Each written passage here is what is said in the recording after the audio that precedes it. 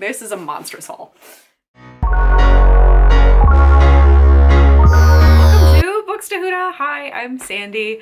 It has been, surprisingly, a long time since I've done a haul. I feel like all I ever used to film were hauls, and so it's been since September 1st, so it hasn't actually been that long. So this could be my first fall book haul, we'll say. I don't know if there will be a second, but we'll call this the first fall book haul.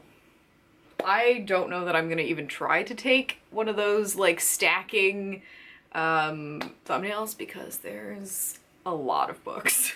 I have talked about some of these, but I haven't officially hauled them, so in case somebody missed a video here and there, now you'll know what I bought recently. I don't even know, like, I want this to be in categories, but I don't know what kind of categories I could do. No! They're all falling down. I'll get this one out of the way first because this is the only one of its kind. But at Target they had a Jane Austen coloring book, which is postcard. They're called removable coloring plates because they have really nice quotes from the movies, from the books in here with appropriate illustrations. Like there's a nice one of Elizabeth and Darcy's hands together at last. Yeah, it was like $10, so it was really cute. I was in an Austen mood. What kind of categories can we make? We'll just do nonfiction and fiction. How about that? For fiction, if you watched the latest Bookstahooda on the road, you saw my mom and I went shopping, and I picked up at Half Price Books in Cleveland The Soul Forge by Margaret Weiss, which is all about Raistlin, and The Lies of Loch Lamora with the cringe-tastic cover by Scott Lynch. I did also talk about, briefly mentioned, maybe in a footnote, the Hogarth Shakespeare Project, where they're commissioning authors to write novelizations of Shakespeare plays. And I listened to the Penguin podcast, which is narrated, it's hosted by Richard E. Grant, whom I love. And he had an interview with Howard Jacobson about his book, Shylock is My Name. And I loved the interview so much that I went out and bought the book. It's a beautiful, beautiful book. And I hope that these are all the same size so that when I get them all, they line up really pretty, because now that I have one, I must have them all. That one is based off of The Merchant of Venice, if you didn't know, which I think I've read. I've at least watched the movie starring Al Pacino, but it's been a very long time, so I'm gonna reread the play before I read that. Since we're in the Shakespeare section already, now I'm gonna move all the piles. I went to a Barnes & Noble with my fiance. We went to a Barnes & Noble and a Books A Million, but I didn't end up getting anything at Books A Million because I didn't like the editions that they had of The Tempest. I went for this Barnes & Noble version. Yes, I do have the Riverside Shakespeare. I don't know if this is the current edition, but I have the Riverside Shakespeare, which means I have all of Shakespeare in one book. But it is a massive book, as you can tell. It's just not very comfortable to read. Oh my.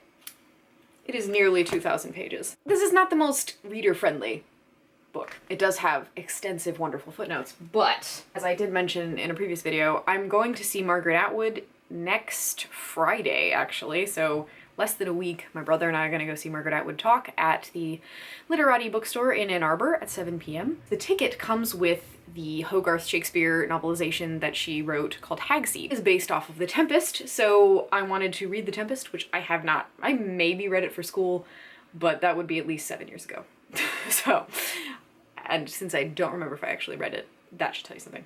I really like the pages of these. I mean, there's a lot of white space, which I like, so there's lots of room for marginalia, which we know I love.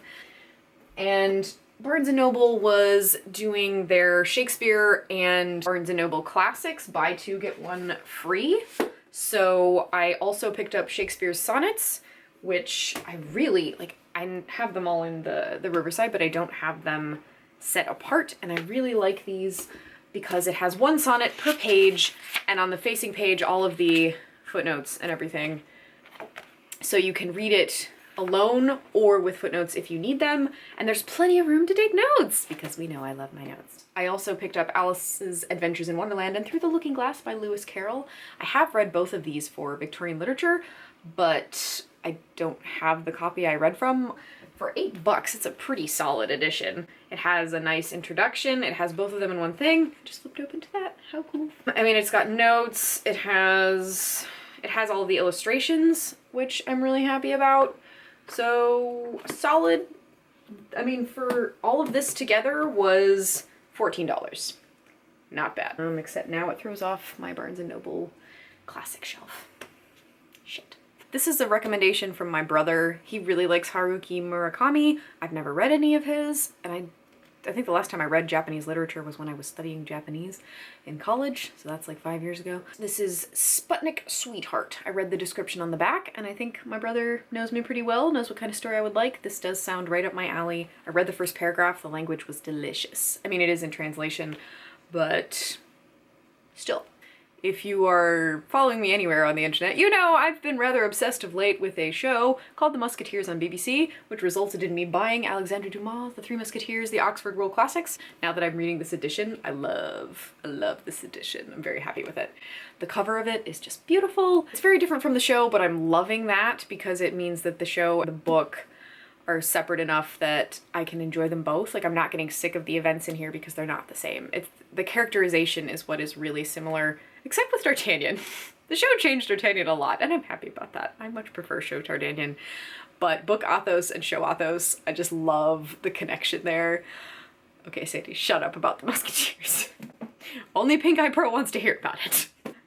I ordered the Oxford World Classic edition of the sequel to The Three Musketeers called 20 Years After. I think while scrolling Tumblr, I may have seen some spoilers, and I'm not happy about them. I really don't like the cover for that edition. All of the covers, like online, I scourged.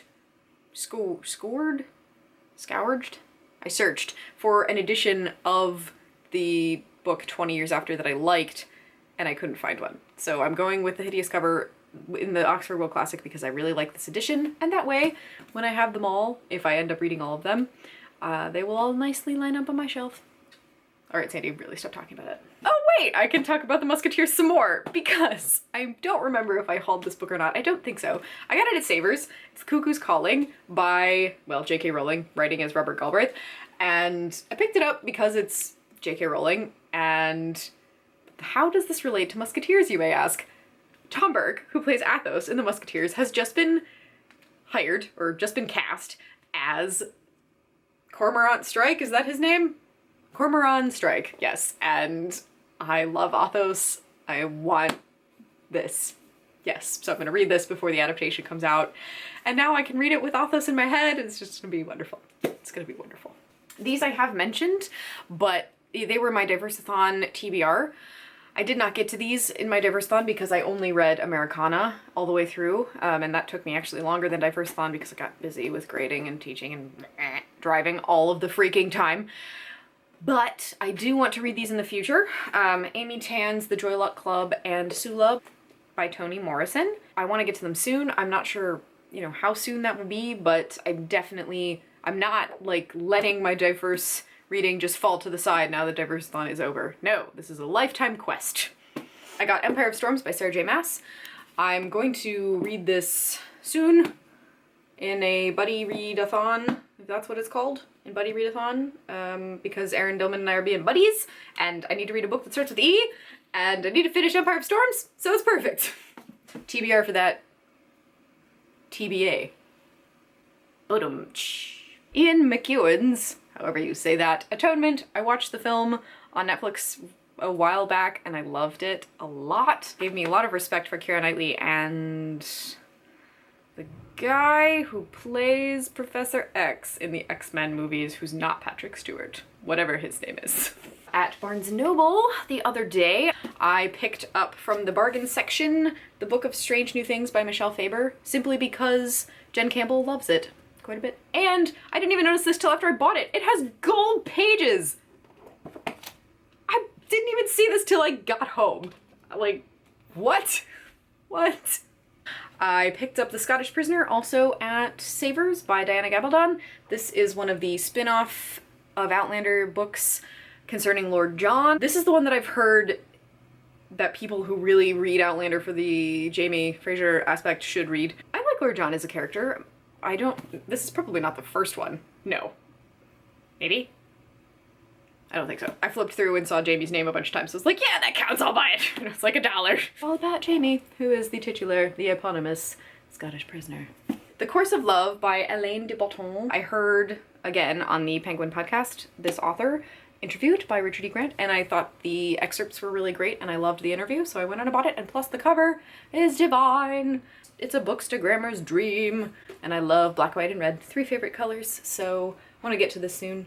And it has the stippled pages, if that's what they're called. A cool, like, old-time looking edition of American Gods by Neil Gaiman. It's an anniversary edition, essentially, with, I'm assuming, the, like, old look. I just like that it's such a weird book shape. These, you know, look at the difference. So that, I really liked it as a cover, and I just want to collect more Neil Gaiman books.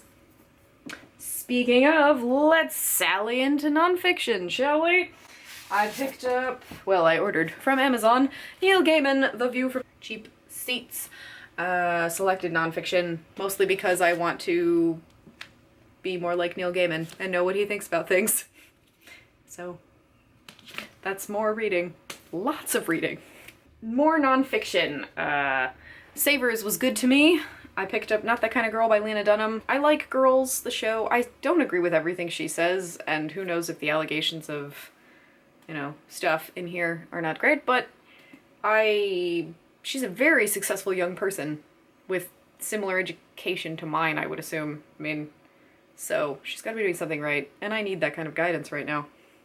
Also from Savers, Joan Didion's The Year of Magical Thinking. I read one book by her in undergrad, didn't really like it, but that's because I think I was not ready for it, so I wanted to give her another go, and I've heard this is a good one. Last Savers book of the haul, Lean In by Sheryl Sandberg. I need this kind of advice because I'm looking for a new job. Another gift that Erin Dillman sent to me was Sex Object, a memoir by Jessica Valenti. I love the color of this book. Thin book, so I could probably get through it pretty quickly. I'm sure it's very important. I know a lot of people like it a lot, and I'm very happy to have received it. I ordered this from Amazon and read a few essays a while back. It's How to Be a Woman by Caitlin Moran. I listened to a podcast with her. I forget who interviewed her. And I've watched the video where Lena Norms interviews her on Lena's channel, and she just seems like a very cool lady who isn't afraid to be herself. And, you know, that's trying to get some of that energy from all these ladies. Finally, last book of the haul. This is a book that I've been looking forward to for a while. I have been a fan of the author since 2013. It's Estée Lalonde's Bloom. She was actually the first YouTube channel I ever watched, so it's thanks to her that I started a booktube channel, because I used YouTube to like look up songs or like episodes of things. I didn't know that there were like people who made videos for a living. I didn't know that that was a thing until I found Estée's channel through a blog post about lipsticks. So I've watched her for about 3 years. Looking forward to reading more about her that she doesn't, you know, the stuff that she doesn't talk about, like things that maybe are a little more heavy. And plus it's just a beautiful book. Like it's got this and lots of, I've only barely flipped through. Yeah, it creates nice wind. So, 22.5 minutes of me babbling about books I've bought, but isn't that what you're here for? Thank you very much for watching. Let me know what you've been buying to read lately or reading in the box down in the comments. I hope that's everything. If it's not, I've been purchasing way too many books. Happy reading, everybody! Bookstahooda!